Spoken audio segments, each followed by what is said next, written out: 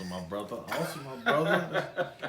Awesome, man. Hey. This man is multi-talented, man. He got the axe in his hand. We got the art behind him. We're going to get to that. We're going to get to the ELRAY art, the music. We're going to get to ELRAY everything today.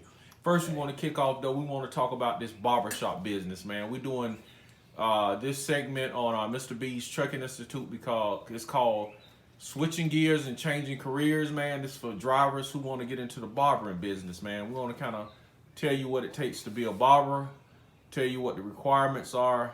We're going to go traditional, then we're going to go untraditional route because that'll give you a chance to work as well as earn at the same time. All right, El, how long you been in the business, brother? Talk to me. I'll be giving my age away. I've been cutting hair since I was 15. Okay. So I'm now 48. Okay. So a long time. Okay. Very long What's up? time. I grew up around it because, backstory, my grandfather was a barber. And basically, he started out at a guy's shop, but he cut for close to 60 years. And so basically, I was one of the cats in the shop with him learning and working while I was in high school. So that's how I started, 15. So you went the untraditional route, which I would say you went apprenticeship. For people who want to know about apprenticeship barbering, tell us about apprenticeship barbering. How does that work? Essentially what it is as an apprentice, you're assigned to a master. And what the master's job is to tutor you in the ways of professional barbering. So in our state, it's a $45 application fee, it's 18 months, and it's 3,000 hours. Okay. So the caveat to that is this, and not to get too political about it, because part of my feelings about the barber business in Georgia is kind of a love-hate relationship, because basically barbering is a means of taking care of yourself if you can't get a regular job a lot of times.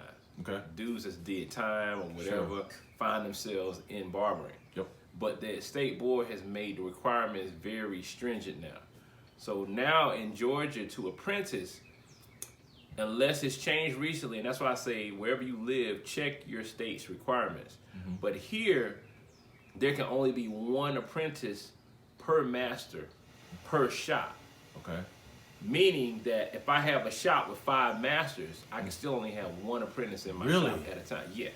So it's slow. But this is the kicker, or this is the punchline, is that the reason they did that is because now the state is licensing barbers in prison. Oh. So they would rather you pull somebody already licensed in prison versus you having an apprentice in your shop. Makes sense. Because, for obvious reasons, one being that it's pretty much money under the table, because it's a cash flow business, which is the good part about barbering. It's cash flow. If you get your clientele together, you just call a group of people up and make your money for the day. But so the requirements are that, but the likelihood of you being able to apprentice is totally dependent upon who's already apprenticing. And sometimes, that might be a couple years wait because it's 18 months. So you have to find a barbershop that does not have an apprentice already. Got it. Right. Got it. Okay. So the easiest thing or the fastest track is to find a barber school. Okay. And just find a barber school, pay the money, go to school, get licensed that way. You just straight. Okay. And like I said, I'm telling people the right way to do it. Sure. There's other ways to do it. Sure. But I'm trying to, set you up for, for what's not gonna get you in trouble. That's what's up, man. That's what's up. So okay, if we're going the apprentice route, and like I said, we kind of touching on this route real heavy because this route allows you to make money and go to school at the same time, and get your license or work towards your license at the same time, where you might not be able to get out the truck and just go to a school. Right. So okay, now what? Aside from you learn, we'll hit the barbering route as far as just cutting, because some people may already know how to cut. Now let's talk about the school part. What did you have to learn book-wise to get ready for your state board exam? Again, I'm speaking for Georgia. Okay. Because Georgia, and the thing about Georgia is, Georgia typically is the hardest place to get a license. Okay. So me speaking on Georgia, it's probably not as stringent wherever you're from. Mm-hmm. So as far as the books, there's a book called the Milady Book of Cosmetology and Barbering, something to that effect. But Milady, I know, is the name of the book. Okay. It's a great book.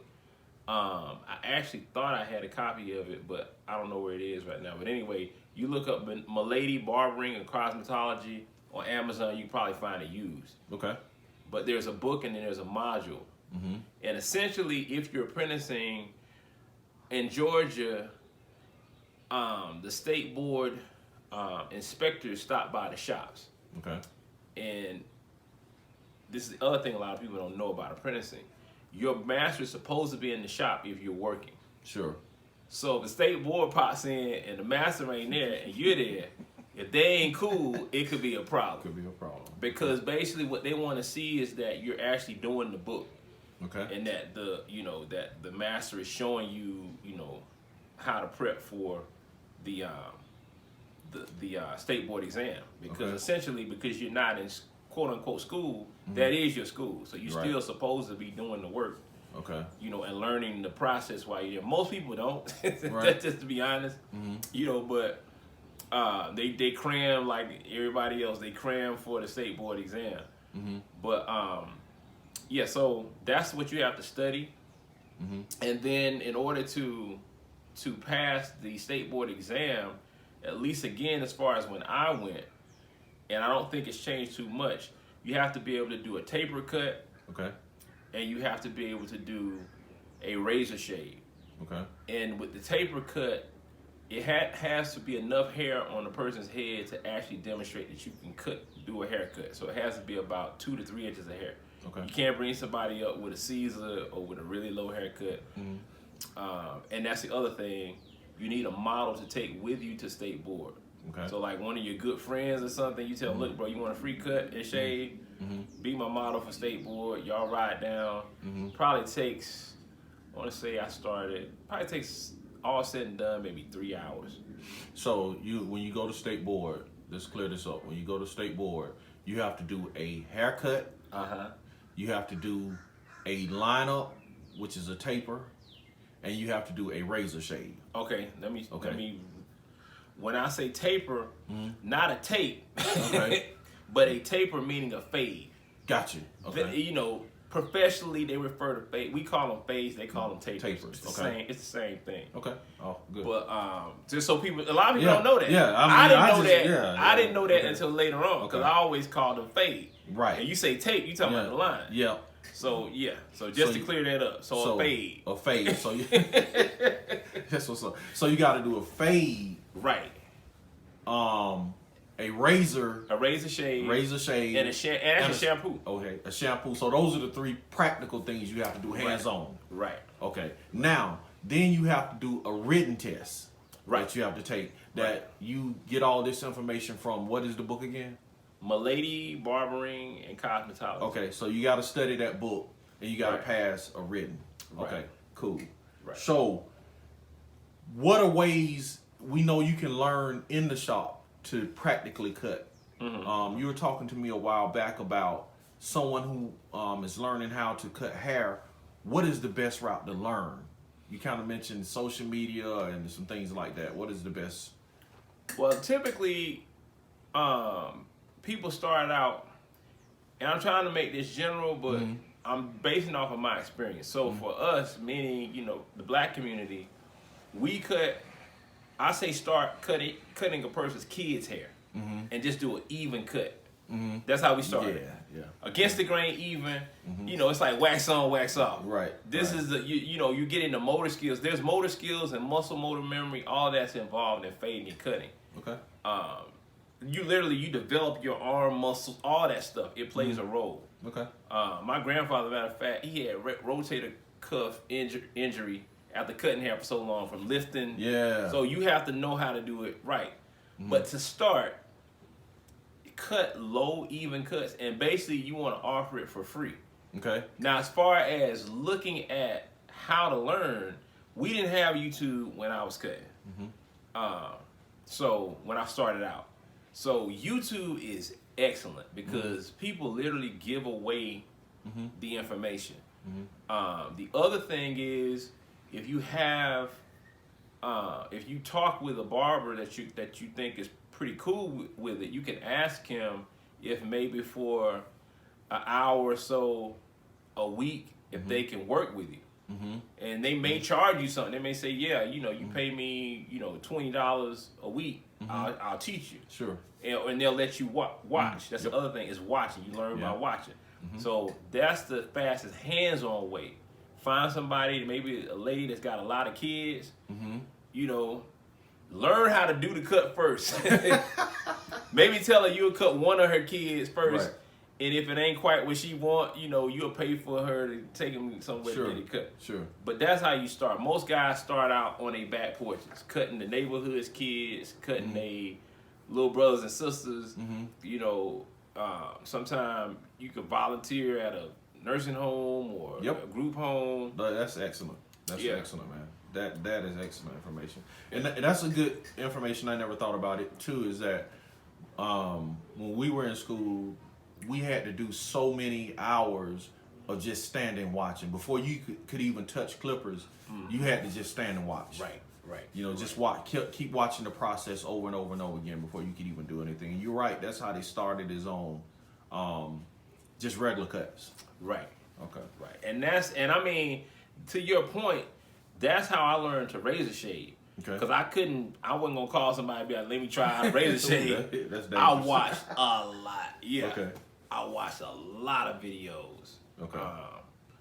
And mind you, now this is when I was going to take my state board exam. This isn't when I was cutting in the shop, because up to that point I didn't have to use a razor. Most people wasn't getting razor shaves anyway. Okay. So I wasn't really doing it.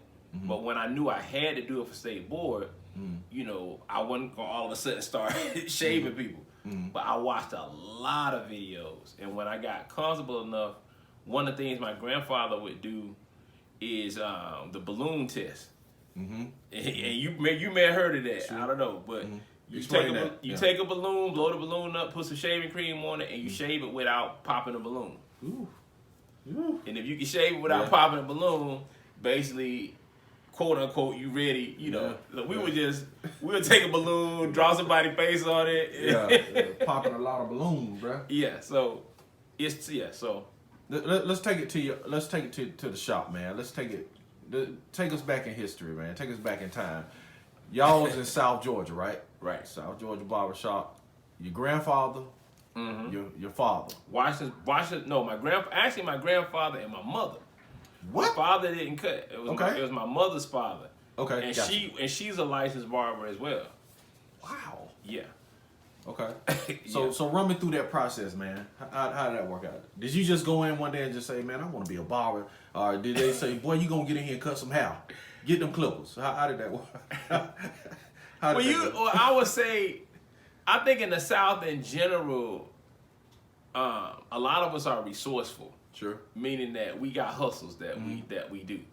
And so when I was faced with having to get a job at 15, I didn't want to go work at a grocery store and the stuff everybody else is doing. I'm thinking entrepreneurship type stuff, because my dad had his own business. He had a professional window cleaning service, handyman service, and my grandfather had the shop. Okay. So I went to him and I was like, you know what, I think I want to learn to cut hair. Okay. And that's how it started out. He told me that was fine. Everybody was asking, what made you think you want to cut hair all of a sudden? You're right. And I was like, well, I mean, I don't know how to make money. You know, I'm an artist and a musician. I didn't know how to make money doing that, though. Okay. But I was like, you know, if I got to pick something, I guess cutting hair would be cool because, you know, it's a job and I can kind of make my own schedule and all of that. So, and then that's art too, though. Right. Exactly. So, you know, that's how it started out. So I started out in his shop. The first cut I ever did was on a Saturday, and it actually was a skin fade. What? Yeah. The first cut? The first cut I ever did. Okay. And I did the skin fade from watching my grandfather. Now, I'm somewhat mechanically, what do you say, inclined. Mm-hmm. So it took me a long time to do it. That's the thing. Mm-hmm. And it got to the point where I was kind of comfortable with it. Then I Mm-hmm. started kind of sweating, like, I don't know. Mm-hmm. And my grandfather just looked back. He's like, boy, turn your work out. That was his statement. Okay. Dudes, you know, shucking and jiving. That's what we say down south. Shucking and jiving. People were cutting the food in the shop. He's like, man, there's people waiting. Mm-hmm. Finish up your cut. Mm-hmm. So that was my first cut. Mm-hmm. And it wasn't bad. It actually wasn't bad. Mm-hmm. Did the dude come back? Lady? It was a kid. Did they come back? With a bunch of kids. A lady with a bunch of kids. So Did they come I back? think they did. I don't know, man. You know what? No, I take that back. He did come back. She did come Okay. back. She did come back because that was like my first little client. Okay. Was a kid. Okay. You know, and I want to say that may have been one of a few cuts I did that day. Mm-hmm. But just like you said, I had watched for a long time before I started with it, and I took my time. Mm-hmm. Because me doing art, you want your stuff to look good anyway. Sure. So I knew the basic principle of it, but it took me like a really long time to cut it. Yeah, I remember them like hour cuts. Man. Yeah. You know, that first was like hours, man. Yeah. And it was cool, like when we was in barber school, man. It was like when you finally got your first fade right. Mm-hmm. Our instructor used to stop the whole barbering class. He'll stop it, and he was like, "Hey, everybody, such and such, he got it." And Right. then everybody would give you a hand round of Right. applause. He'll spin the chair around, and it was pretty cool, man. To Really cool. that point, I'm gonna take it in a different direction. That didn't happen with us. Okay. Our shop, and this is just funny to note because people may be able to relate. It was a hazing process. Really? You never got complimented on a cut. What? No. You just knew when you had made it because the joke ceased. Yeah. Okay. But the other side of it, though, was anybody could get it at Yeah. any point in time. Yeah. Even if you had been cutting for a long time, you know you had them days. For sure, man. And if somebody catch you slipping and Yeah. they see it, Yeah. bro, they will embarrass you. Wow. And so a lot of times, like my cousin, when he started, he was from Jersey. Mm-hmm. So he wasn't used to like jonesing and stuff like that. So he would be serious about his cuts. Mm-hmm. And we would, and like one dude would just like look over at his cut and look at me. And he used to kill him because he didn't know what to think. And so he was looking like, what? And then we'll look away. We were just giving him a hard time. Yeah. But to fast forwarding to now, what that did was it made you pay attention to your cuts. Absolutely. I mean, really pay attention because you didn't want to turn out work that was going to get criticized. And if you was in the back of the shop, bro, your client got to walk in front of all the barbers and everybody look up as they walking out, bro. And if you got looked back at, you just wanted people to keep cutting. Yeah. If they paused on your cut, Yeah. bro, it could mess your day up. Or if you was the guy in the shop where if your chair open and people in the waiting, they're like, you next, they be like, no, I'm good. Right. I'm gonna wait on somebody else. Right, You right. know what I'm saying? So yeah. For real. So it was like, it was a good experience though because, it was it could be cold. I mean, but it was that rite of passage, you know what I'm saying, into learning how to cut good and cut, efficiently and cut good. And it's so my biggest thing that I learned from my uncle who, my grandfather's second oldest son, was to focus on not dipping into people's hairlines. And that's how to this day I maintain a lot of clients because I don't give them that super photo sharp finish hairline where I don't win an inch, a quarter back into their line. I learned how to line people up with a good line on the edge, and I don't use enhancements. Okay. Like nowadays, enhancements is the big thing. Sure. Spraying people's hair and all of that. I don't do any of that. When you leave, if I did do enhancements, even if once you washed it out, you still got a decent line. That's what's up. So, but yeah, man, I wish people would have clapped for us. We got dude, the worst thing is, man, we had a calendar in the back, and they would actually go back to the calendar and put the date that you messed your cut up on the calendar. That's rough. Yeah. Okay, let me ask you this. What was your first experience when you just really, mess somebody up? Was it just an all-out fallout, or you know what I'm saying? Or did the person how was it if when your first mess up cut? My first messed up cut, it wasn't that I faded it wrong, it's that the guard popped off. Ooh. Yeah. And it's funny, man, I think back now about a lot of stuff. I had a chair in the back of the shop, and it was an old chair. Okay. So my chair didn't pump up too high. Okay. So I was actually looking down on the top of the dude's head. Right. And I nicked him.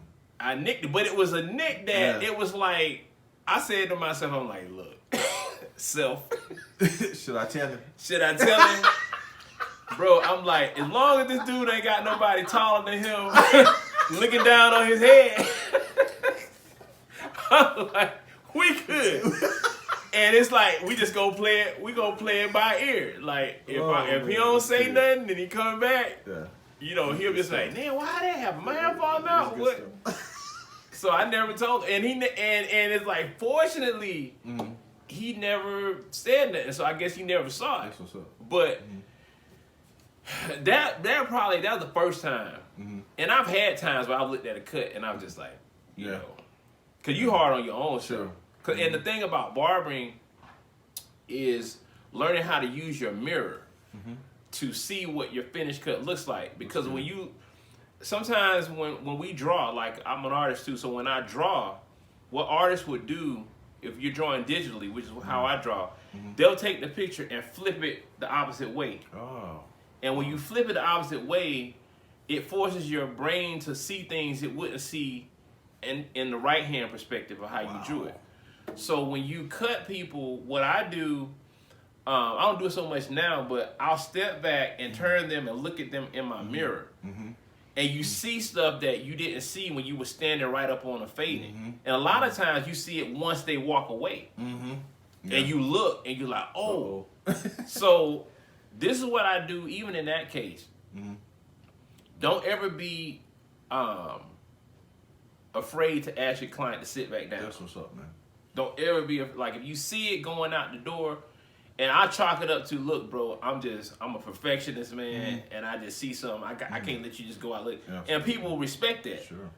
But if you see it and you just let your client go, like I did on that first cut, that was Russian roulette. Yeah. Because if he'd have came back and made a fuss about it, that could have been a problem. Right. But don't never be afraid to ask your client. Like you sit up, they stand up, you see you miss something here. That ask your client, sit back down. I see something I want to take care of. That's what's up, man. So yeah, we just kicking it, man. We trying to just give y'all experience of what it's like to apprentice. Let me ask you this, man. Were you a average, above, or below average student? How long did it take you to do your apprenticeship? How long how long did it take you to get through your apprenticeship to take your test? Bro, this is terrible. This is terrible. And don't say 5 years. Man. Bro, let me tell you, this is terrible, dude. I started cutting hair when I was 15, right? I was 15 in 89, 90. Okay. I got my license in 2007. Y'all count that up. I can't even. So what is it? You just got comfortable just cutting like, man, I can just cut. I ain't got to worry about my license. Was that just the deal, or? It's like I did what I had to do. And fortunately, this is the crazy part about it, dude. In Georgia, if you are not licensed and you're working in a shop and the state board examiner comes in, they can fine you $500 per offense. And after so many offenses, they can actually shut your shop down. So it was this thing, bro. It's like the doggone Underground Railroad, dude. When the state board be in town, people would call shops, call around to all the shops, like, bro, if you got somebody working and ain't got their license, you either like, cut it off till state board come through. And the other side about state board is you never knew when they were coming. Sure. You might go a whole year, 2 years, and the state board don't come. Then all of a sudden, bro, on a busy Friday, they walk in. And now you got 2, 3 dudes that ain't licensed in the shop, and you know you get that's $500 a pop.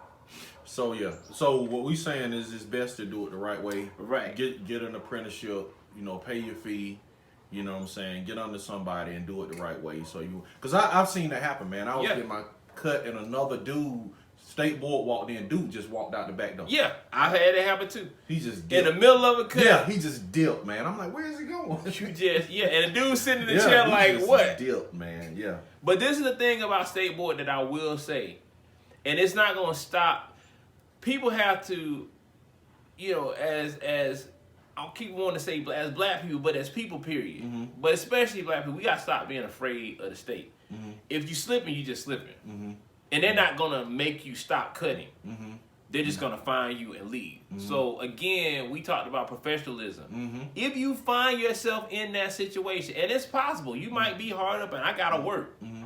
If they walk in, like Clint is saying, get your license if you can. But if you find yourself in that position, be responsible. Sure. And basically, my grandfather used to be like, look, y'all can cut if you don't have your license, but if the state board walk in, you know, we gonna split it. And then it went from the point that if you ain't got your license, you got to take care of it. Mm-hmm. And I had that happen to me once, Mm-hmm. and I took care of it. You know, they came in, I was cutting somebody, Mm-hmm. and it's not like they fixing to come back 2 days later and try and get rid of you. Mm-hmm. Because basically what they do, they're like a tax collector. That's what they are. It's a tax. Mm-hmm. So they walk around to the shop, see who's slipping, they fine you for all kinds of stuff in your shop. Mm-hmm. And they see how much revenue they can get for the state board. That's how they make their money. That's what's up. So, you know, I had it happen to me. Mm-hmm. I kept cutting, you know.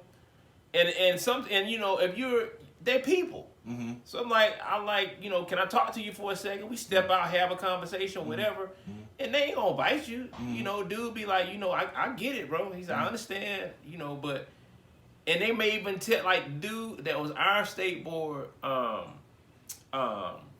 inspector, he would just tell you what to do. Like, look, Sure. I'm gonna give you this amount of time to get this. So he basically let you That's what's know up. I'm gonna be back. Mm-hmm. And what he said to me was show me that you're making progress. Mm-hmm. So you have to remember part of being in business is psychology, the art of negotiation, understanding people. But they ain't the police. You know, I even had them send people to my shop with the gun and everything. It's a scare tactic, but they're not fixing to come and put everybody in handcuffs. It don't work like that. But there's a special brand of quote unquote, you know, regulating for us. Sure. For a lot of obvious reasons. But just be professional. Don't if the state board walks in, you speak to them. Sure. I speak to everybody. I don't know who you are. You know, and I even had guys say state board dudes sat down and got a cut first. Ooh. That's raw. Right So there. you just That's you raw. dead to rights. You ain't even got Raw nothing to say. right. Golly. But the point is, their jobs. We look at the state as the enemy. Sure. But a lot of times with the inspectors, it depends on who you get. They're people, like I said. You got some people that are jerks and some people that are sincere about what they do. They're trying to push you in the direction of being legitimate. That makes sense. So you can make gainful income. That makes sense. Okay. Now, so we're going to wrap this up on the barbering. We're going to get into some other stuff. But on the barbering, so with the apprenticeship, we're going to rehearse this again. Apprenticeship. Find you a barbershop that can take an apprenticeship, right? Right. Okay. Right. From there, you learn to cut under a master barber, or you know it'll be better if even if you know how to cut somewhat. The more you know, the better you are. So, get an apprenticeship, pay your fee, then get the book. You got to learn the book stuff to take the written. So once you do your hours and your time, then you go take the state board, do your cut, do your written. You can be licensed, but you can make money along the way doing it this way. Is that it? Anything else? That's it. And depending on how you want to go, since your dudes, a lot of people have jobs already, I can tell you how to make money, how to really make money with that outside of the traditional way. So that's on you. Okay. And that's what we talked about. Okay. And you know, I've been in the game so long, bro. I mean, I got stories, dude. Okay. I got stories, bro. Like my cousin, one of them, bro. My cousin, and this is just anecdotal information. He's like, bro, you want to get your license? Like, how much money you got? Wow, they're doing that. Wow. It's because anytime there's an opportunity to make money, somebody's gonna figure out how to make money, whether it's above board or not. Wow. And so sometimes it's who you know and how desperate you are to do it. I don't recommend. Yeah, for the internet, I don't recommend go that route. that. Don't go that route. But what I'm saying to you, like my father used to always say, don't starve.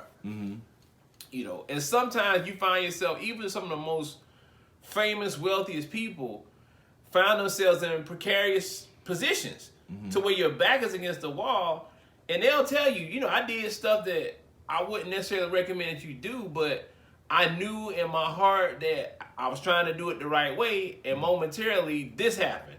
And we ain't gonna say what this is, but my point is, like Clint is saying, you want to try and go about it the right way, but at the end of the day, like I said, don't lose your dignity over this. Yeah. You know what I'm saying? Yeah. Don't lose your That's dignity. the bottom line. Oh, let's it is. leave it there. Yeah. Let's talk about ELRAY the artist, man. Let's just run down everything you got going. Tell people what you got going, man. What you do. I want to talk about the art, comics. I want to talk about the jazz and comedy. I want to talk, man. Just run it down, man. Just run it down till the camera battery go off. You know I think what my mother said I may have been born with like a pen in my hand. Okay. You know, so I've been drawing since I was little. And the thing about it was, like, when you're a kid, at least for me, a lot of times either the things that I like, a toy didn't exist or you couldn't afford the toy. So I would draw the stuff. Like anything. And it's funny because as an adult, what you learn through, you know, quote unquote, the mainstream sources is that's manifestation. It's how you manifest things. Okay. Even if you get deep into it, like alchemy or magic, like when you bring stuff out of the abstract into reality, the first way to do it is to put it on paper. So for me, you know, it helped me, I think, cognitively in visualizing things. The fact that I could draw stuff. And so when I started out drawing, I used to draw, my grandmother would only have a little bit of paper when I go to her house, and I draw it all up. So instead, my aunt, she worked for this business office, and she gave me envelopes. So I would open up the envelopes and use that as paper. Wow. And then my grandmother, when I would run out of that, she would take paper bags, and I would draw on paper bags. Wow. And so so my favorite part of school was drawing. We would get that big piece of newsprint, and that was me. So I've always loved drawing, and particularly, I've always been attracted to like sci-fi, comic books, and you know, and animation, particularly Japanese animation. So from the time I was a kid, before it was even popular, when it was like not a thing, I was into anime way before these kids now. We talking like in the 80s. Wow. Yeah, so the thing about it was I did not understand how to make it into a business. And you know, being from the South, if you're doing anything, first question your people gonna ask how you gonna make money. How you gonna eat? Right. So, you know, I made some money doing what they call decor, which is basically art prints. So like in the early 2000s, late 90s, this phenomenon happened where you had a clutch of black artists who were coming out with paintings and partnering with framing companies to have art displayed in their frames. So it birthed an industry. Okay. To this day, I want to say there's one in Atlanta where basically they get art from professional artists, black artists, and they resell it as prints, and I guess they get a commission or whatever. And you can actually work for the company setting up parties, kind of like Avon, where they'll come into your home, display the art, you bring your friends or whatever over, and y'all have an art party or whatever. So I got serious about art around that time because I could see myself doing that. There's one artist in particular, Charles Bibbs, who who drew in a similar style to me. If you look him up, a lot of his art looks like it could be comic book art or cartoon style art. And he worked with pen and ink, which is what cartoonists work with. So, you know, at one point I thought I was going to be an animator or a cartoonist because I really started investigating how do you make money doing this. And then when the whole decor scene came out, I got involved with that. And I didn't make a lot of money with it, but I was able to get art in people's hands. And basically at this point now, fast forward to now, I have a company called Art Science. And Art Science basically is about blending art with the science of how to do it in a way that you can sustain yourself. Okay. So I do art and music. Wow. And I've been doing them for about the same length of time. The only difference is the music I didn't really get super serious about until high school. And so I started taking guitar. I had an uncle that played bass, and he inspired me to play bass, so I started buying music. I spent most of my money as a teenager buying albums and learning songs. And so I made, you know, underground albums, not commercially successful, but I've had, you know, professional experiences as far as session work, playing with some well-known artists. And basically, it's come full circle to where my years of being in that industry and around that industry and understanding that creators have to have a way of making a living so I can use my skills as a business owner, a shop owner, my experience as a barber, and dealing professionally with people and applying that to art.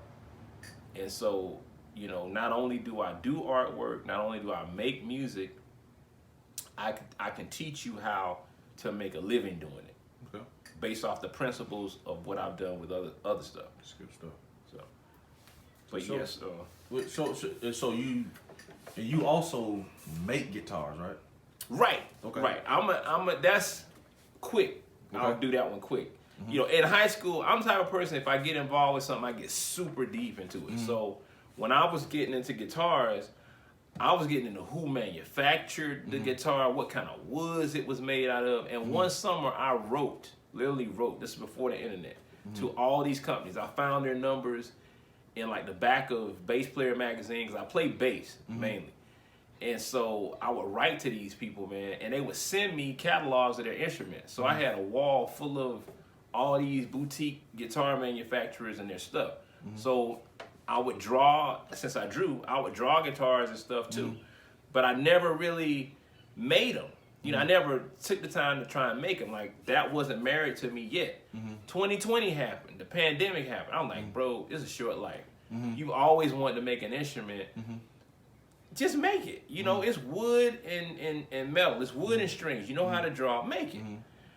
And so a new passion was born. So, yeah, I make instruments too. Show me that one to your left, man. Okay. All right.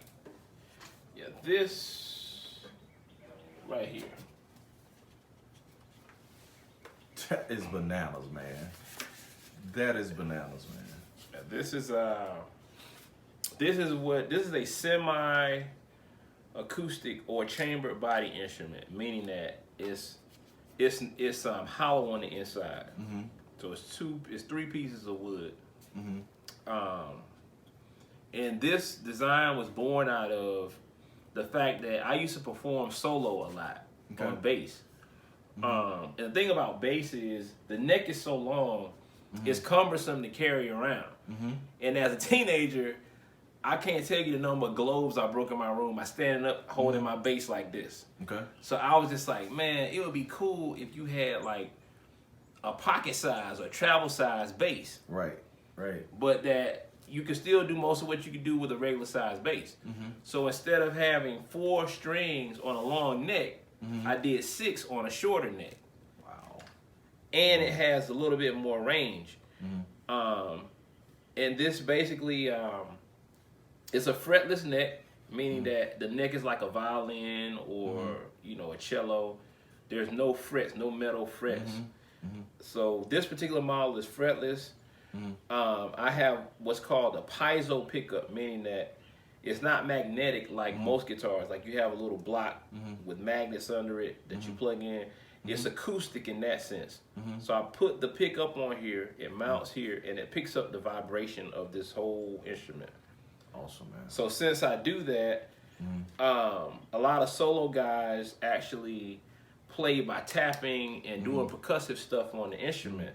So I call this the drum bass. Okay. Because you can basically build up a song with a little pedal called a phrase sampler where it captures one phrase or lick that you do, you record it, and it keeps playing, and you can solo over it. So this is the drum bass. This is the 2.0 model, and that's actually, the pick guard is actually a piece of art that I did back in, you know, the late 90s.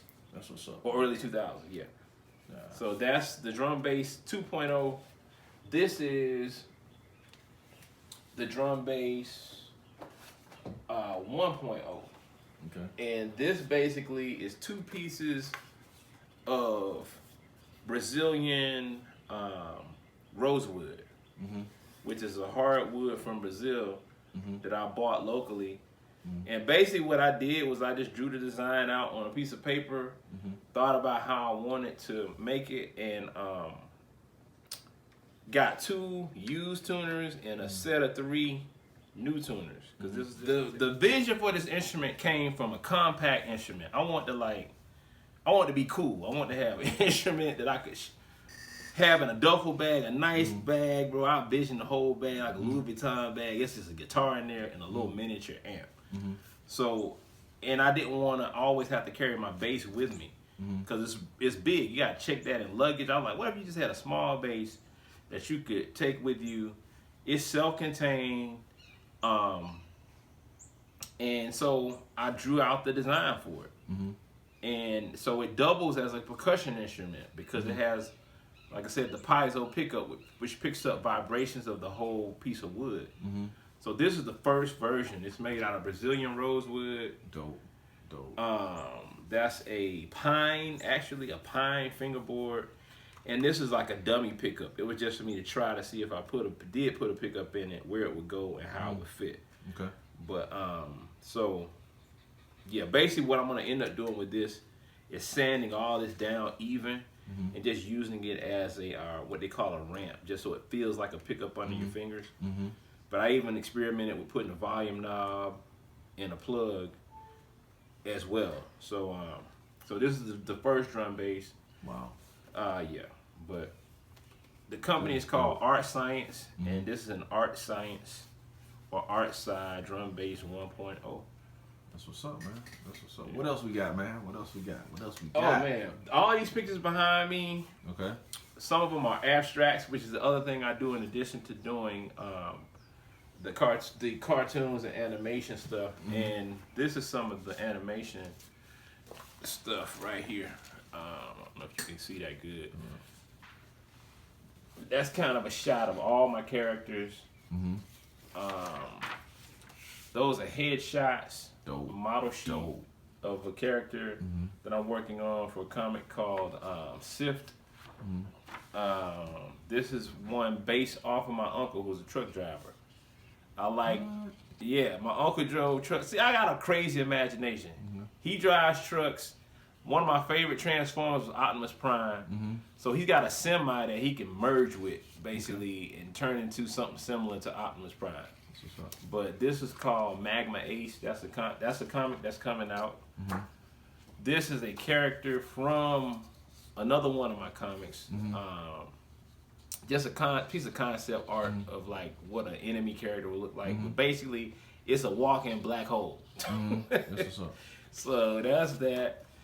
This is a picture of Jimi Hendrix, who is a big influence on me, and he has African Adinkra prints on his whole outfit and a grass hat. So it was kind of like a mix-up between what would Jimi Hendrix look like as a samurai wearing traditional African clothes. So yeah, I got a crazy imagination. That's nice, man. That's nice, Appreciate it. But that's some of the art. Wow. This is the rest of the art behind me. And I got like a ton of art that just hasn't been released to the world yet. So This is how can people reach you, man? How can people get art? How can tell the people how to reach you, man? ELRAY Art, ELRAY Art.com. That's what's I up, got man. art up there. I got music up there, and basically my goal is to put out one music project twice a year. So 2 projects a year. And if you go on there, if you buy a piece of art, if you buy some music, you can sign up, and I'll send you other little stuff. I'm not gonna spam you, but I'll send you like legitimate stuff That's what's up. in between. Okay. Yeah. That's what's up, man. So all you drivers out there, all the people on the channel, man, check out ELRAY, man. Check out the art. Check out the music, man. And we sure appreciate all the knowledge, man. Appreciate you coming out, man. And say this, man. This is what we say on Mr. B Trucking Institute, man. We tell people to keep it in the road. That's how I say it. Keep it in the road. So however you want to tell the people, man, tell them to keep it in the road, man. Hey, keep it in the road. Stay focused. You know, it don't matter how long it take you. Stay focused. One of the things you're gonna find on my channel eventually is something for you that this is a motivator. Because a lot of people aren't told that, and you have to be told that all the time. Most people say, "Oh, you just should just get it and go." No, the most successful people in the world got coaches. You would be like, "Oh, this dude's a multi-billionaire. He good." No, Dan Pena has a coach. Tony Robbins has a coach. Now they teach too, but they have to have somebody to keep them on track. So we ain't made it yet. You got the juice, but don't ever give up. I don't care how long it take you. Just keep plugging until you get it. That's what's up. Keep it in the road. Keep it in the road, man. Appreciate y'all, man. Peace. People have no idea you can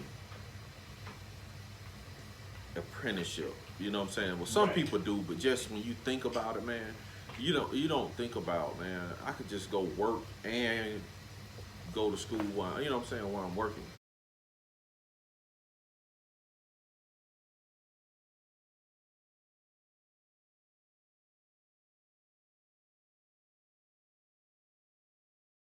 From a standpoint of how you did it, when you went to state board, I know you have to cut. Is there a written test you have to take with state board? There's a written test and there's a practical. Okay. And usually you start out, I think, with the practical first, and then you take as much. They give you a time frame to do the written. So basically, you know, it's 2 phases to it. Okay. Yeah. 2 phases. So when you go there, you take it on the spot. Yeah. The written. Oh yeah. Everything happens at the same time. Oh, okay. And the biggest thing, as far as passing the state board exam, number one, the way I passed it, and I passed it the first time. A lot of people go and go and go, and I didn't go to school, but I got the Milady module and book, which you can order from Amazon, or you can buy them used online. And basically, I went through it. Like, I took time out during the day while I was at the shop and just studied it a little bit. Okay. That's what's up. And the other thing is, you know, learn. The biggest thing I think people have a problem with, and I don't even know if it's so much so now, is like shaving. Okay. So I wasn't comfortable with shaving because I wasn't doing a lot of razor shaves. So all I did, went on YouTube, pulled up shaving videos, watched them, and I started out just shaving the hair on my arm. Okay. To get a feel of what it was like. And then being that I was in the shop with other barbers, I would watch them because fortunately I was in the shop with barbers who did shave. Yeah, so, you know, I learned how to do that, and that was probably the most difficult part of my test. But what they're grading you on when you go there, well, a lot of people don't realize, they're grading you on several things. One of which is cleanliness, the other one is professionalism. So basically, when I went in, my uncle was like, you want to be demonstrating this because they're going to watch you from the time you walk in. A lot of people think it starts when you start cutting. No, they're watching you the entire time. Okay. So when I walked in, I had my sanitizer spray, I sprayed off the entire counter, the chairs. So you're demonstrating almost in an extreme way, in an overt way, that you understand cleanliness. So I did that to begin with. Before I laid any of my stuff out, I brought a bag in to put down for all my trash, and I had no towels. Towels are a no-no. I had towels, but I used disposable stuff. So basically, the whole time I was there, I'm wiping off stuff, I'm throwing it in the trash. Wiping off stuff, throwing it in the trash.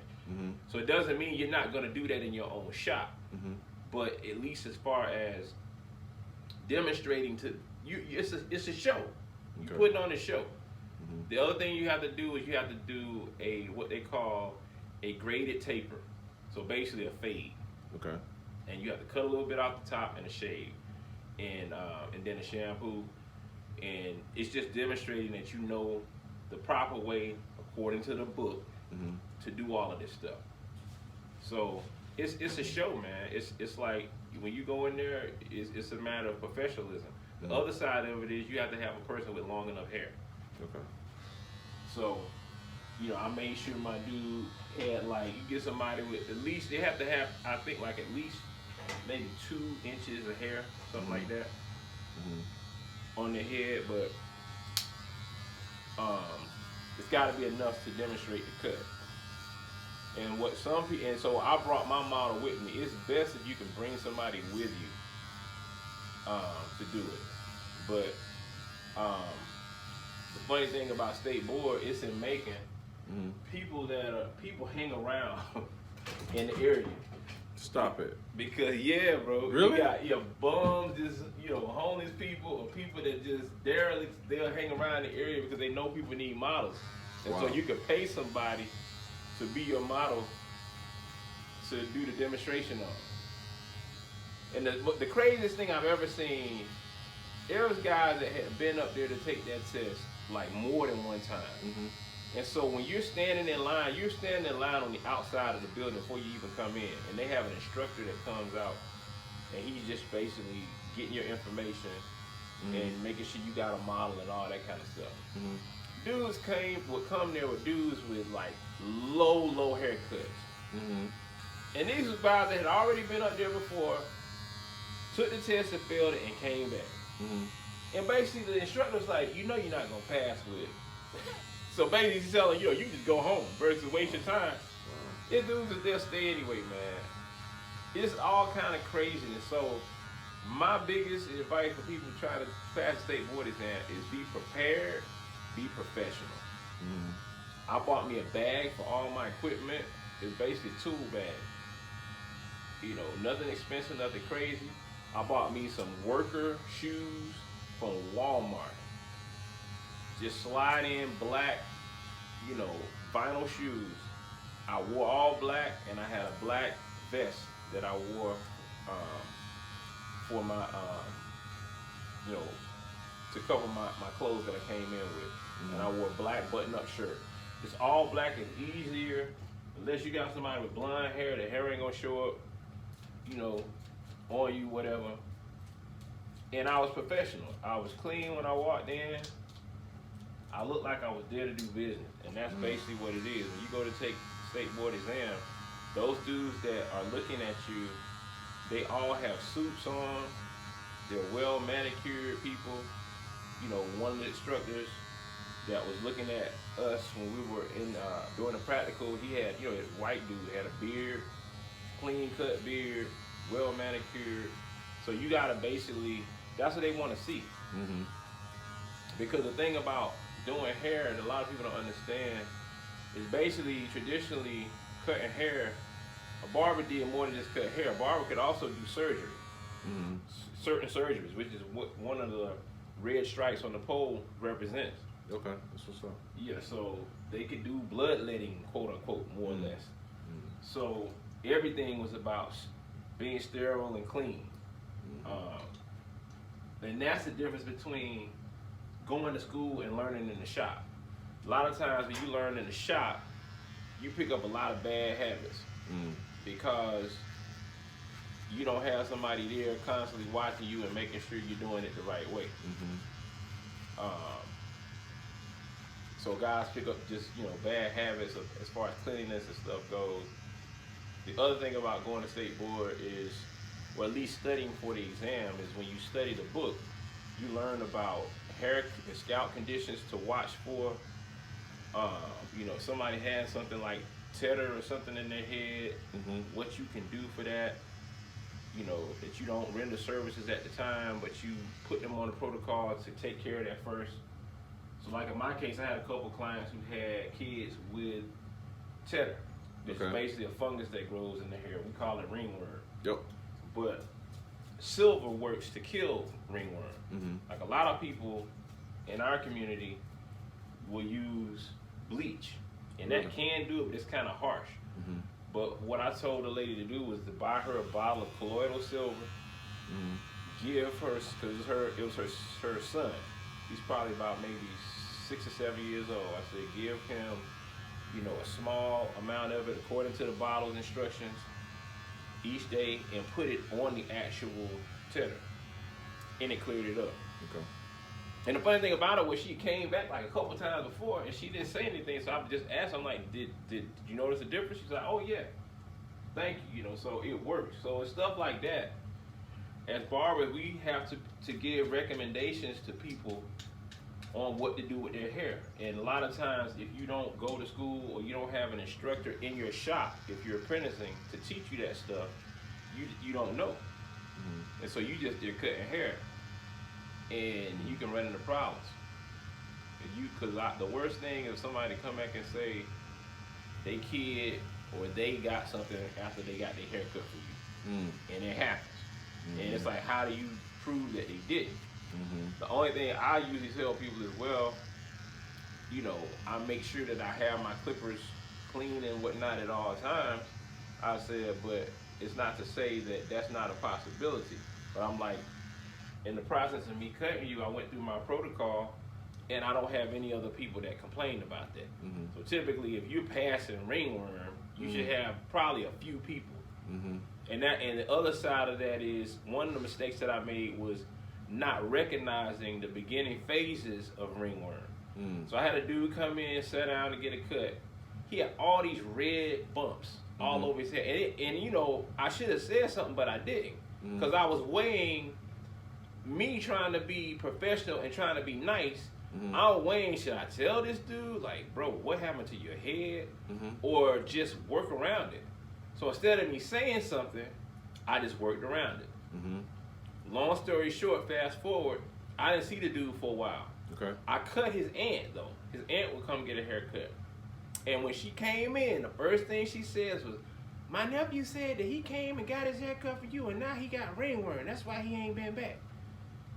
And I smiled, and I said, who is your nephew? And when she told me, I was like, I know who your nephew is. I was like, and I just, I ain't really go into a whole lot about it, but it was one of those situations where I should have said something then. And so when it happened, it wouldn't have came back to me. But it's like he got it, and then he blamed me, but he may or may not have been aware he had all that stuff in his head. And sometimes people don't be. So as a barber, again, part of the protocol in cutting hair is you're dealing with people's health. So you have to say stuff. So, it's one of those situations where as a professional, it was my duty to say something. It wasn't about making a person feel bad. But you gotta ask a person at least, have you noticed you got this going on? So I learned my lesson, and so from then on, if I notice anything that seemed odd to me on a person's head, especially with kids, I would call the parent over. This is what's going on. Before I cut your son's hair, you notice this, or if you notice that. And I also, in my shop, always kept a spare pair of clippers that I would use for people who I would suspect about their hair, that I didn't use on nobody else's head. And so basically, when I would put on gloves when I cut, which I wear gloves now, just generally speaking. And I like them because I can actually sweep these off and spray them with disinfectant spray too, versus washing my hands all day. And so I do it just like a mechanic. I got gloves I wear, but I always bring that stuff to people's attention. And you have to do that. because you're dealing with the health of the public, and that's the biggest issue with state board. In reality, state board don't really even need to exist. There's some places where they don't even have state board exams for barber. You just go, you know, if you can pass the test, get your license, you good. You ain't got to do all the stuff you have to do in Georgia. But that's one of the things that they use as to say, you know, this is the reason why we exist, because people don't know how to do this, people don't know how to do that. So it's about people being responsible, and being that you're operating in the public. The state boards, the state board basically is there to protect the public, because as a citizen, as a Georgia resident, that's their responsibility. Long story short, as a barber, you're not just cutting people's hair, you're dealing with the health of the individual. So I would even go so far as to say it would behoove you to study basic health stuff, because hair is tied into your nutrition as well. So like I'm basically a low-key holistic healthcare advocate, meaning that I believe in treating a person's symptoms with protocols that are natural and that every individual can do, versus jumping in and doing invasive surgery and getting on medication and all this kind of stuff. So I usually will point people in the direction of that, which is another thing you do as a barber. You're not just there to cut hair, you're there to advise your clients, because low-key, when they sit in your chair, basically you become counselor, psychiatrist, you know, and people listen to barbers' advice. You're also a resource, you know, for your community. You know, people come through that offer certain services or whatever. It could be health related. So all of those things tie into the life of a barber. You ain't just there to talk about sports and you know what I'm saying, and just, which, I mean, it happens, but you have a responsibility, at least I feel, and based on the tradition of barbering, that, you know, as barbers, we have a responsibility to the community. Because historically in America, at least, with barbering was next to the church as far as being a resource of information for the community. You know, and it was another place that men could gather together and discuss the community politics. So the barber was an integral role. We were almost like an embassy, you could say, or emissary between the community and professionals within the community. And I just rambled on. I don't know if you had some specific. No. Go ahead, man. But yeah, so, you know, I look at it that way. And so for me, apprenticing, you know, under my grandfather at his shop, I'm coming from that, you know. There's a time, you know, when you had black musicians that were traveling, that would come through town. One of the first places they want to know, you know, where can we sleep, where can we get some good food, and where's the barbershop? Because you know, you got to get fresh for your gig, for your show. And so my grandfather, you know, he cut, I want to say Ella Fitzgerald. Wow. He did several, you know, celebrities' hair in the shop. I have an uncle who has his own shop. As a result, he started cutting when he was 12. I started cutting when I was 15. And I have three cousins that are barbers.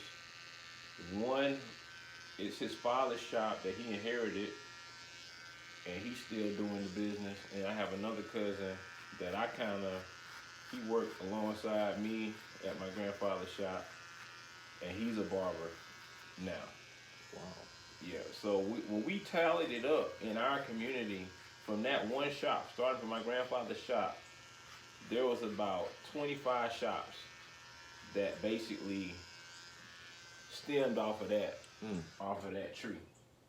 And I had an uncle too. My grandfather's youngest brother had a shop across the street from his shop.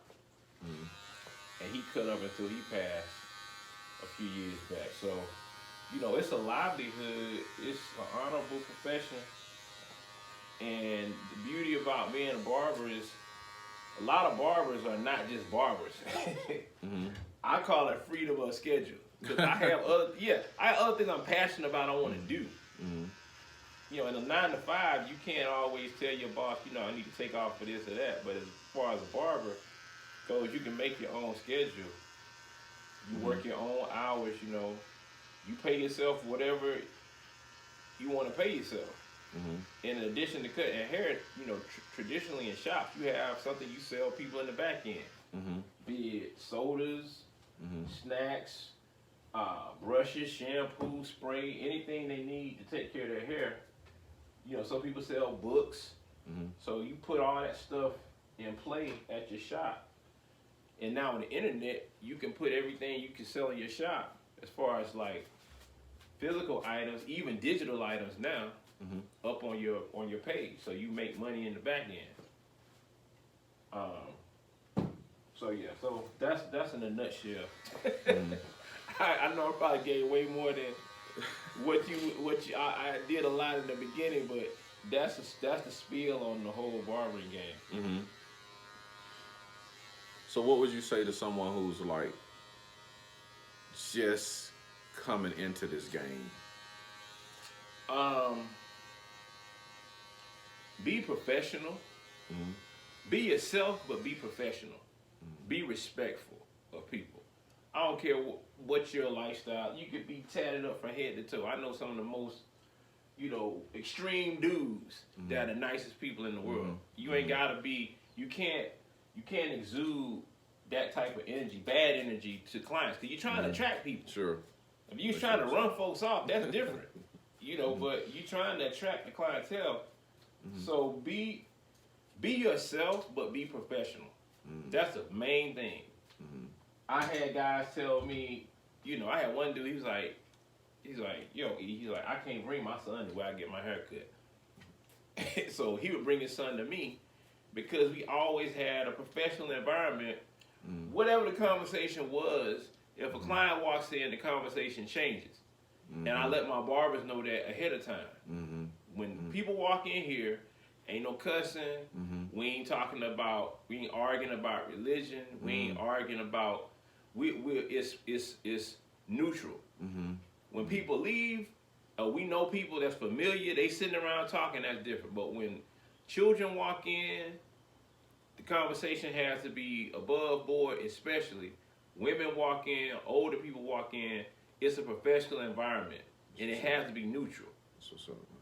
So, you know, different guys run their shop different ways. Some guys, like the saying goes, you know what kind of shop you going to. You go in there, it's whatever. And those shops exist to attract a certain type of clientele.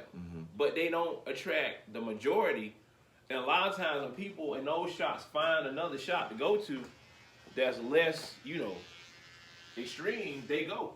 And a lot of times, you know, those dudes are so hardcore on this is like a hangout for us versus a business.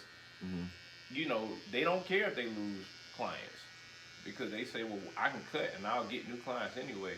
But it's attitude and professionalism.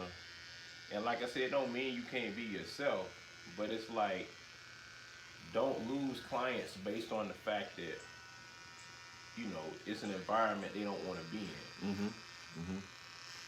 You know, you want it to be comfortable. We had a sofa up front, you know, and that's the other thing. We tried to make our shop almost semi like the house. You know, kids come in, you could be watching sports or something, but if enough kids up front, we put it on something that they could watch to keep them occupied. But yeah, so to answer your question, be yourself, but be professional. That's the first thing. But besides cutting or any of that, be yourself, but be professional. That's the ticket. Because if people don't like you, man, it's like with anything. You know, I'm a musician too. That's why I say it's like the shop affords you to pursue other things. Not everybody that's a barber is quote unquote a barber. They do other things, but barber holds the bills down so they can pursue those things. Sure. But you know, one of the things I've heard professional musicians say is that they say I'd rather be around somebody with a good attitude that I don't mind being around all day versus a really good musician who you just hate when you come around. And that's just people. That's just life. Yeah, for sure, Certain man. people, man, Yeah. you just shake your head when you see them walking up. You just be like, man. It's like, you know, and we from the South, so we taught to be respectful to people. So you deal with them, but you be trying to get them out the way as soon as you can. You bringing that energy. You bringing that energy that I don't want. Yeah. So it's like you be ready as soon as they go. You like, man, thank goodness. We had a client like that one time at our shop, bro, and it was hilarious because we all could cut, and like when you cutting and you're in a high volume shop, you trying to hurry up and finish your people so you can get to the walk-ins. And so we be basically almost racing to try and finish. Sure. This dude will walk in, everybody drop their speed down. We trying to wait each other out to see who gonna get the dude. Everybody, and we'll look over at each other, and I look at my dude. I like, bro, I know you can cut faster than that. That's hilarious. But we didn't want to deal with him. When he walked in, dude, the energy of the shop would just go down. Because we worked in a shop that was a salon too. So first thing, you know, he walking in, he got to flirt with the people, with the women. And we got to basically tell him, which like I say, you got to control your environment. Like, look, bro, come back on this side, dude. Let the women be. You know what I'm saying? And so it just when he would come in, though, he would be mean mugging every time. I'm like, bro, are you mad all the time? Every single, he had a frown on his face. And I would just hate it. Just he brought this bad energy to the shop. Wow. Which is another thing I tell people: you can fire your clients. You don't have to. Everybody ain't your client. And there's ways to deal with that. Like some people, I just go up on the price. Okay. And one of the first things I did, I learned set your price high. Set your price high, and tell your clients that you're running a discount for a limited amount of time or extended amount of time. So when somebody come in, you tired of dealing with them, you like, look, yo, it's $50 for a cut. $50. Oh yeah, $100. it's $50. It's $100 for a Get cut. rid of you, man. $100. Yeah. So my prices went up. Now if they stay with you for that, you paying for the inconvenience. They paying for the inconvenience for you. They paying for the inconvenience. That's hilarious. So I don't mind. If you give me that kind of bread, I'm like, you know, yeah, I got to deal with you, but I'm getting paid to have to do it. So I always set my prices high. Like this is the actual price, and there's a lot of businesses that do that.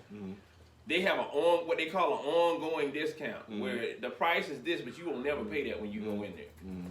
So I say set your prices relatively high.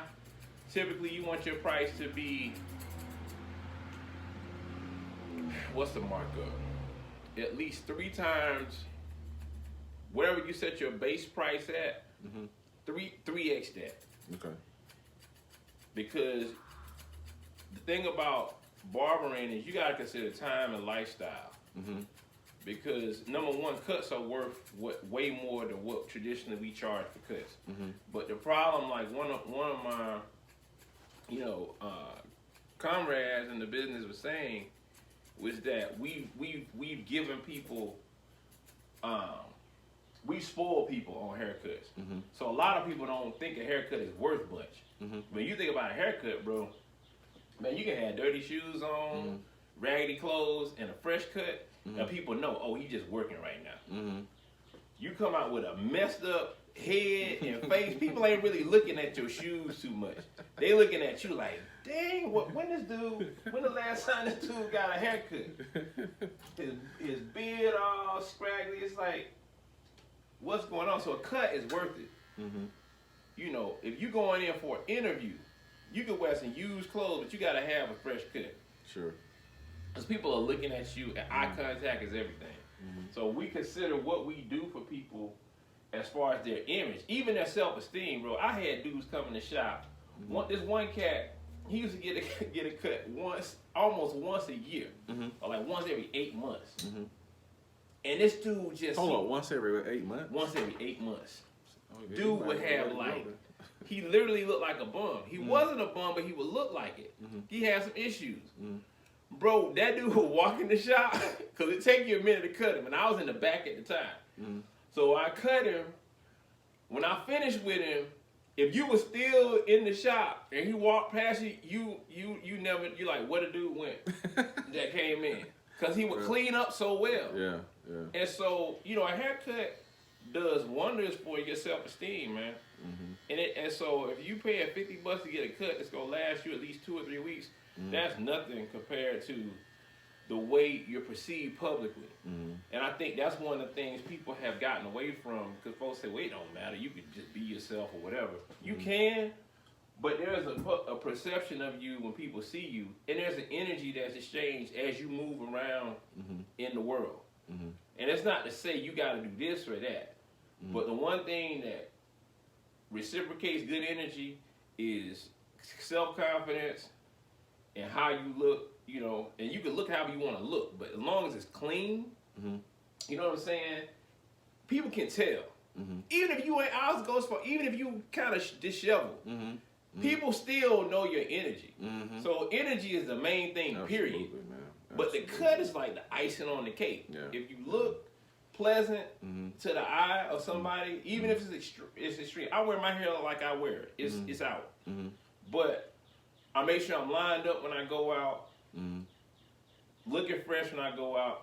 People see you, you smile, it's a good exchange. Sure. Like a lot of people, health issues ain't got nothing to do with just diet and this. It's got to do with their energy, bro. They just got a lot of pent up bad energy. And it manifests itself in disease. There's studies that show that now. Yeah, sure. So our job as barbers is to put people back in the right frame of mind too. That's another responsibility. And most of the people that I deal with tell me, you know, they or have told me, like, bro, I feel so much better when I leave your shop. They ain't coming here getting all the negative and we gossiping. Normally we exchanging good information and good energy. And so when people ask me, do I like my job? I'm like, yeah, because I don't never really have a depressing day as far as the experience of going through my day, dealing with people. You know, because I keep the energy upbeat, and most of my people that come through keep the energy upbeat as well. So yeah, you know, that's what we do, bro. We're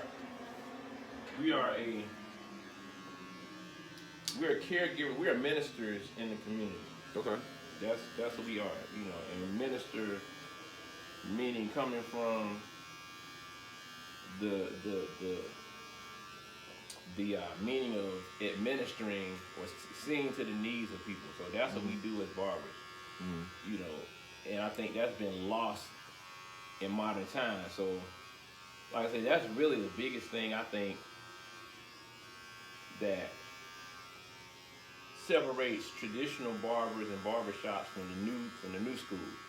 Most of these guys, it's a different scene. They created their own scene. It's a different scene, and it's not so much oriented around taking care of their clients. It's more so oriented around making the shop comfortable for them. So we playing video games, we doing that. Nothing wrong with that, but it's about them. I gotta be here for 8 hours, so I want to surround myself with nothing but stuff I want to do. And so you lose focus on taking care of your client. You know, you might have somebody sit in your chair, bro. I had a situation where I could sense it, and it didn't manifest until later that dude was gonna rob me. What? Yeah. I could tell. I could just tell, bro, and I can't even explain it, but it was just me and him in the shop. And he was a relatively new client, but he's a nice guy. You know people like that. That's nice but dangerous. You know, you feel what I'm saying? It's a lot of nice dudes out there, but they do some stuff. Yeah, But like sure, they don't mess with you. Yeah. But you hear through the grapevine, yo, this, that, and the third. You like, not him. Like, but yeah, him.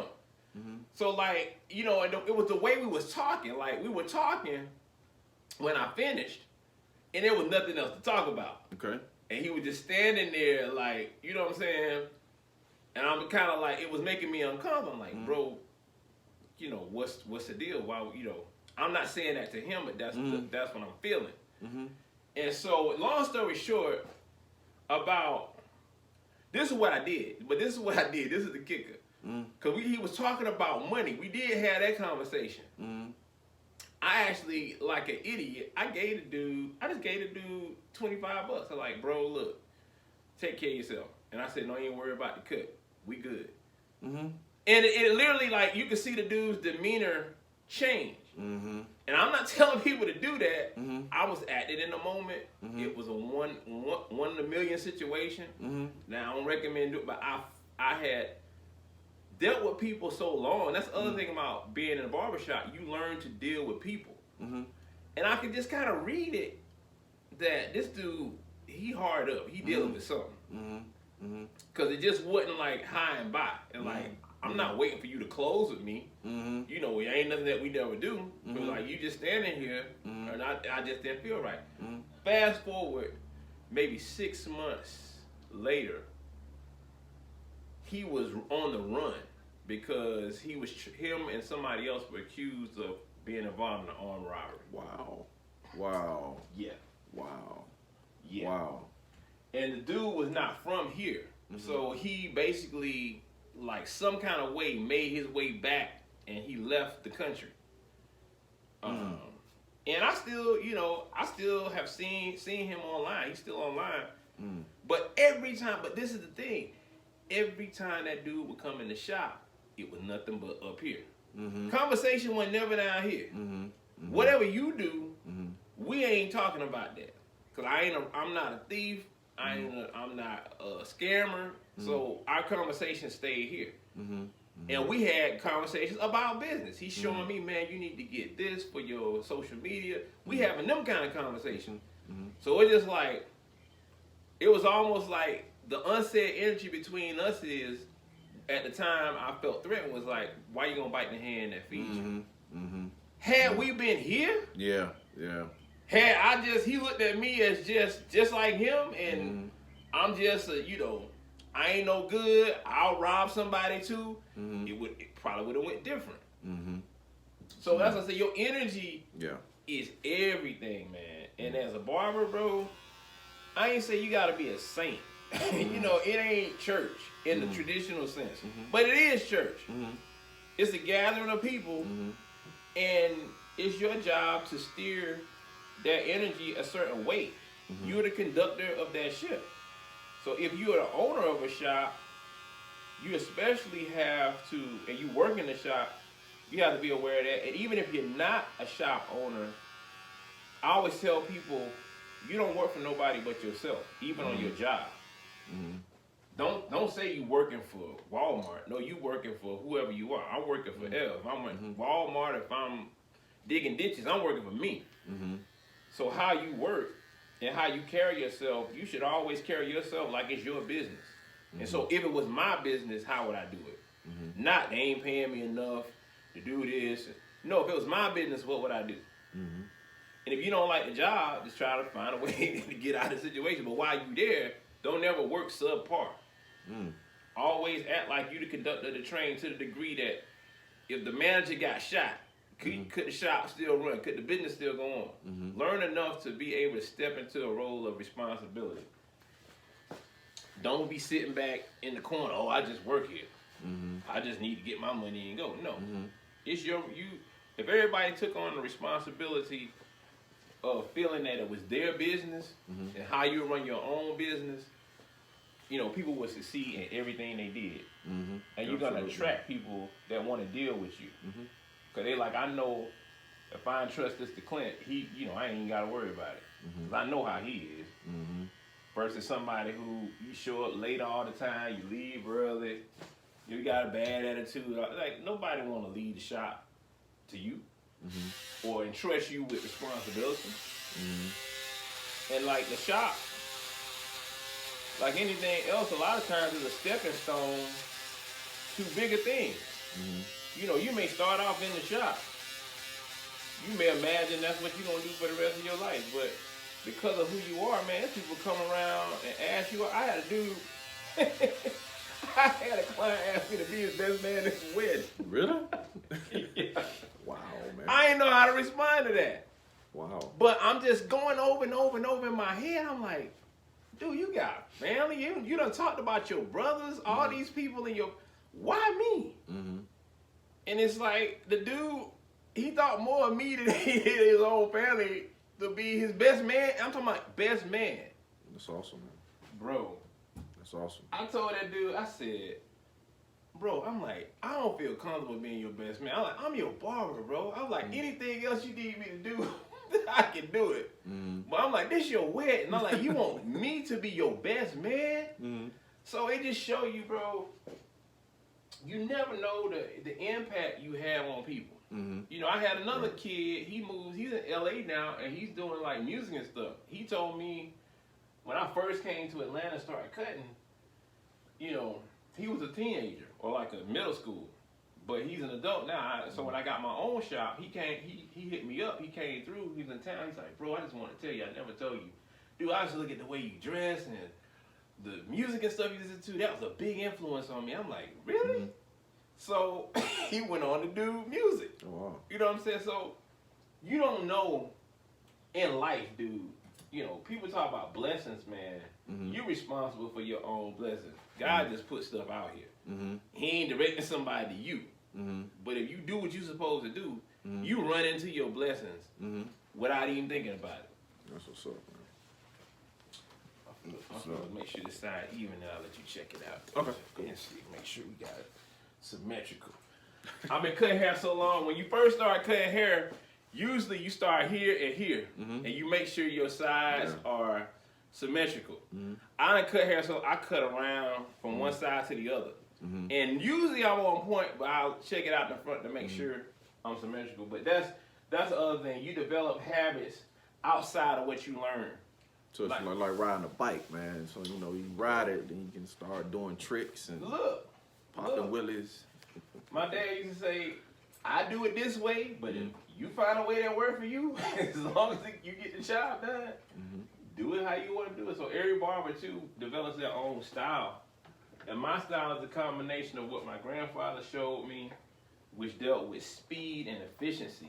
Because this dude could fade somebody, I kid you not, in less than 5 minutes. Really? He could fade you out. And the two things about it was his clippers were really sharp. He knew how to handle it as far as his touch, so he didn't cut somebody. And then he didn't put lines and levels in. He will ball you almost all the way to the top of your head, all the way around, and flick out. So by the time he finished doing that, it basically was faded. All he had to do was come back and just kind of slope down and blend it out. You was out of his chair in 10 minutes or less, unless he was shaving you.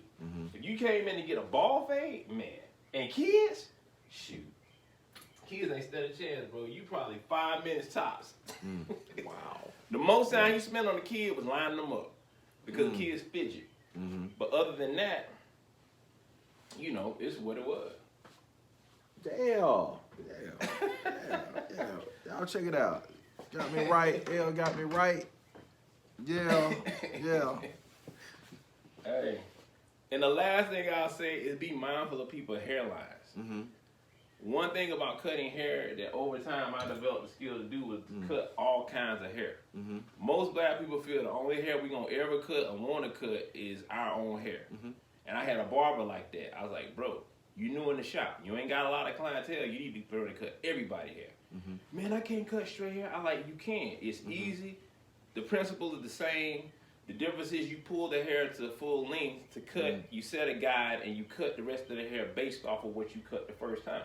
All over the head. The concept is the same, to cut the hair even. So he went from being scared to do it to learning how to do it. And what he found with those clientele, because they had been going to salons, they were used to paying more for their cuts. So he started making money, more money cutting them than he was cutting our hair.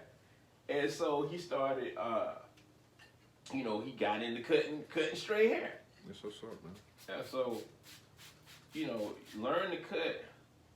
I was in the same position. When I first started cutting, I didn't have a lot of clientele, so I really had to cut anybody that came in. And I was fortunate enough to have somebody in the shop that could cut straight hair. And they showed me that, because I didn't learn that, which typically you don't. Even people in salons typically don't learn how to cut our hair or fade really well because they don't typically do that. But I cut all kinds of hair, bro. You know, anybody walk through my door, I can cut their hair. So you would say just be versatile. Exactly. The money would be longer. Money is green, bro. And as the saying goes, in business, you don't never want to leave money on the table, dude.